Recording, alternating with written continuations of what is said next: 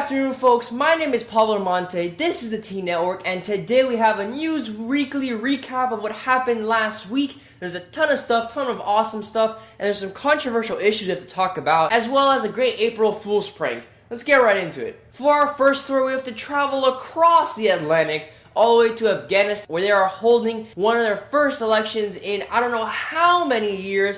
These people have been oppressed, these people are resilient, these people have not stopped to try to fight for their freedom and for their voices to be heard, and right now they have got it. They are voting for president. There are many candidates, and I will keep you up to date on what happens in Afghanistan. U.S. employers add 192,000 jobs into the U.S. economy in March. This has been highly speculated, as in January and February there was also an addition to the jobs in the job market, and honestly it's a great sight to see that there are more jobs for people to receive. But that's not the only thing positive regarding this. More people are actually looking for jobs, so they're more comfortable in the U.S. economy. They see that there are jobs, so they're actually putting themselves out there, applying for jobs and getting jobs. So it's really a good cycle, and let's see what's going to happen in the next coming months as the U.S. economy improves. Cross our fingers, and the U.S. unemployment record goes down. For all you Miami Heat fans, we have become number one in the East, numero uno. We have beat Indiana, and now we have home court advantage in our conference. Let's try to hold on to that spot, and let's see another great game from LeBron, Wade, Bosh, and the rest of the Heat squad. I can't wait to see the playoffs. I'll keep you guys up to date on the Heat news as the playoffs get closer and closer. There was one very lucky man in Maine this week. He went to an ATM at a TD Bank to take out $140, and guess what? The ATM started giving him $37,000. The ATM just started pouring out money. This guy only wanted was $140. Wow, my voice cracked. Unfortunately, this story ends with a sad night for this man. The police came because a woman contacted them over suspicious activity at the bank, so they confiscated the money. They're not pressing charges because it wasn't this man's fault, at least to our knowledge so far. For all of you that watch Scandal, for all of you that don't, it's an amazing show, just beyond spectacular. I'm addicted to the show. I've watched it every week. I can't get enough of it. The suspense is incredible. The acting is amazing. The plot, just beyond. It's just great show. Go watch it on demand. You have it on Netflix. Just go check it out. We have a little recap for you what happened this week. This week, Olivia sets her mind to take down B613 at all costs. Huck was in his little technician chair in front of the million monitors he has in the office, and Olivia said, "Take it down." They shut down B613. All their phone lines, internet, lights, video recording, everything shut down. Unfortunately, that was in the middle of an investigation into Olivia's mom, which she ordered a bomb, which was foreshadowed to be placed where the U.S. President Grant would be giving a speech. We don't know what's going to happen. Is she going to save him? Is everyone going to die? We don't know. Let's keep watching. We have a new episode on Thursday. Let's move on to the next story. Again, with the same old story about the Malaysian plane, we still have no clue where it is.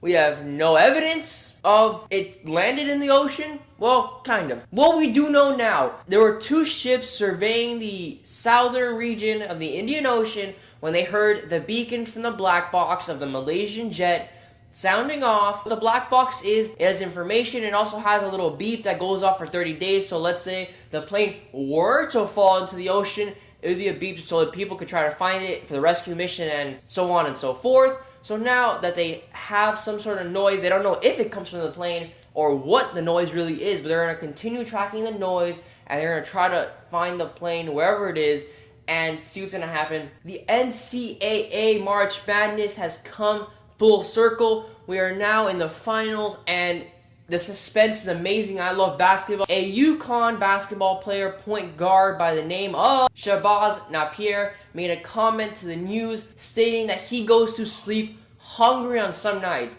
So this kid, basketball star, goes to sleep on an empty stomach after a long practice, probably burns 1,000 calories at practice and during the day, but goes to sleep on a hungry stomach. That is ridiculous. And I'm not just saying this kid, there's billions of people going to sleep without food, but in this case, this is incredibly disappointing, seeing as the head coach of the UConn basketball team makes $1.25 million a year with upwards of $30,000 in possible bonuses. That is absolutely mind-boggling. And this kid, and probably more on the team, go to sleep without food while this guy is making a nice chunk of $1 million. Absolutely ridiculous, unfair, and it's not right. And honestly, the college system, our education system here in America is screwed up, people. It is ridiculous. Our educational system is broken, it is not working properly, and we as a country, as a nation, are lagging, especially in education. We don't put enough money into it, we don't put enough effort into it, and we don't reform it like it should be reformed. There are a ton of changes that could be made to the educational system to make it what it should be, to make the United States the country that it once was, to make the United States the country that we so aspire and we so believe it is right now. But a hard fact to admit, the United States is not the best nation anymore. I'm sorry to admit it for you, and if you didn't know that before this video, I feel bad for you, because it is completely obvious that the United States is not what it once was. Not even close. We are way behind in many areas, especially education. Education needs reform, and things like this shouldn't be happening where kids are going to four-year universities and are leaving with upwards of $50,000 in debt where they can find a job, but all they're doing for the first 4+ years after college is trying to pay off the debt for those 4 years in college. Absolutely ridiculous. It is crazy amounts of money these colleges are making, especially with these sports programs. The NCAA makes billions of dollars off events like March Madness throughout the year, and basketball, football, just different sporting events. Yet there are kids in college going to sleep without food because they don't have enough money. Yes, these scholarships are nice, these full rides to these wonderful universities, but just because you have a scholarship doesn't mean you're going to sleep with a nice full stomach. Keep that in mind. On to the next story. AT&T is estimated to cut 4,600 jobs out of the 10,000 estimated, and honestly, this is sad, as I just happened to Google the salary of the AT&T CEO in 2012. Guess how much he made? $21 million. Let that sink in for a second. $21 million in 2012.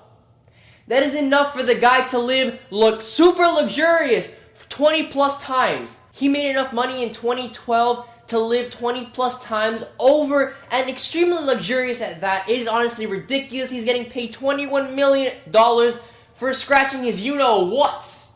Honestly, I'm disappointed because these people are losing their jobs they've worked hard for, I presume. And even if they didn't, honestly, they're going to go home now and potentially not have food on their plate for their kids, for themselves, for who they take care of.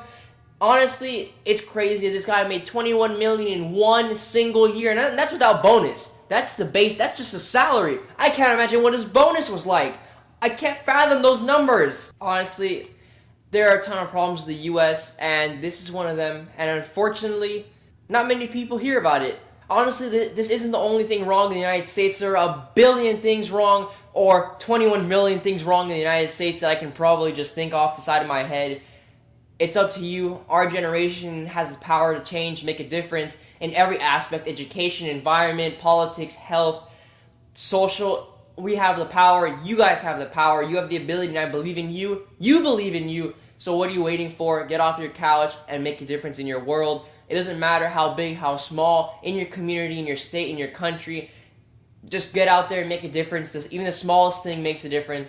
Get off your couch and go do that. We end today's video on a great note. I'm going to have a video of this really cool April Fool's prank that I found. It was just beyond hilarious. Let me know what you guys think about it down below in the comments. I will leave all links in the video description like I always do. There will be a post on the teennetwork.org describing what I just told you in a written format, just in case you like to read, and all the links to all the articles that I pulled this information from for your pleasure. Like the video down below if you liked it. Leave any comments, questions, concerns. I will get back to you as soon as possible. You know I will. I know I will. So just do it. Don't hesitate. Subscribe if you like the content. It helps out a ton. Tell your friends, tell your neighbors, tell your parents, tell your family members, tell your dog to watch theteennetwork.org, because we will provide as much content and the best content we could possibly provide for you guys to give you guys an educated future and open minds in our society today. Stay tuned for more. I'll see you guys in the next one. Have a great one. Thank you for watching.